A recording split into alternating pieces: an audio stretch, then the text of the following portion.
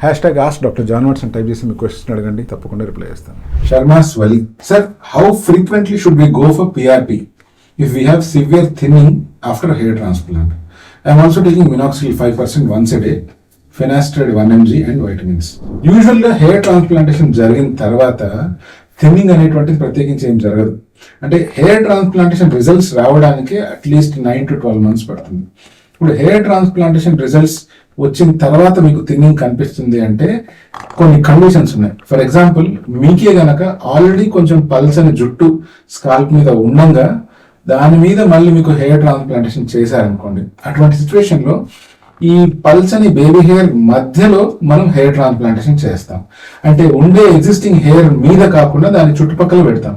అలా పెట్టినప్పుడు ఈ ట్రాన్స్ప్లాంటెడ్ హెయిర్ బాగానే గ్రో అవుతాయి, కానీ మధ్యలో ఉండే బేబీ హెయిర్ కానీ ఏవైతే పల్చగా డార్క్ గా లుక్ క్రియేట్ చేస్తున్నాయో అవన్నీ రాలిపోతాయి. అలా రాలినప్పుడు మనకి థిన్ అయిపోయిన ఫీలింగ్ అనిపిస్తుంది. ఎందుకంటే ట్రాన్స్ప్లాంటెడ్ హెయిర్ లెంత్ పెరుగుతాయి తప్పితే ఆ ఎగ్జిస్టింగ్ హెయిర్ ఉన్న ఏరియా మాత్రం ఎంటీగా చూడటానికి కొంచెం షైనీగా కనిపించే అవకాశం ఉంది. ఇటువంటి సిచ్యువేషన్ లో మెడికేషన్ కనుక కంటిన్యూ చేస్తే చాలా హెల్ప్ అవుతుంది.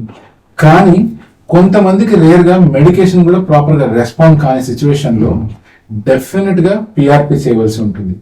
మరి ఈ పిఆర్పి ఎంత ఫ్రీక్వెంట్ గా చేయాలి అంటే, పిఆర్పి ఎప్పుడు చేపించినా కూడా అట్లీస్ట్ 20 days గ్యాప్ ఇచ్చి చేపిస్తూ ఉండాలి. Same goes with GFC also. PRP చేసినా జిఎఫ్సి చేసినా లేదా స్టెమ్ సెల్ మనం ఇంజెక్ట్ చేస్తున్నా కూడా ప్రతిసారి ఒక 20 days గ్యాప్ ఇవ్వాలి. కొంతమంది సర్జన్స్ 15 days కి 10 days కి చేస్తూ ఉంటారు. బట్ ఆన్ జనరల్ నోట్, ఎందుకు 20 days వెయిట్ చేస్తాము అంటే, మనం ఇంజెక్ట్ చేసిన తర్వాత ఆ మైల్డ్ ఇన్ఫ్లమేషన్, దాని తర్వాత మళ్ళీ హీలింగ్ ఏదైతే స్టార్ట్ అవుతుందో అదంతా హీల్ అయ్యి గ్రోత్ ప్రాసెస్ లో మూవ్మెంట్ జరగడానికి అట్లీస్ట్ ఒక 20 days పడుతుంది. ఆ 20 days తర్వాత పిఆర్పి చేయడం మంచిది. Any point of time PRP start చేసామంటే అట్లీస్ట్ 5 to 6 sessions తప్పకుండా ప్లాన్ చేసుకోవాలి. అలా చేస్తే గానీ, దాంతో పాటు మళ్ళీ మెడికేషన్ వాడితే గానీ మనం రిజల్ట్స్ ని చూడలేము. హెయిర్ ట్రాన్స్ప్లాంటేషన్ తర్వాత డెఫినెట్ గా పిఆర్పి చేయించుకోవాలా అంటే అటువంటి కంపల్షన్ ఏమీ లేదు. బట్ మీకే కనుక డోనర్ హెయిర్ వీక్ గా ఉంది, మీకే కనుక ఎగ్జిస్టింగ్ స్కాల్ప్ హెయిర్ కూడా చాలా వీక్ గా ఉంది, రాలిపోయే అవకాశాలు ఉన్నాయి అంటే డెఫినెట్ గా పిఆర్పితో మీకు మేలు జరిగే అవకాశాలు ఉన్నాయి.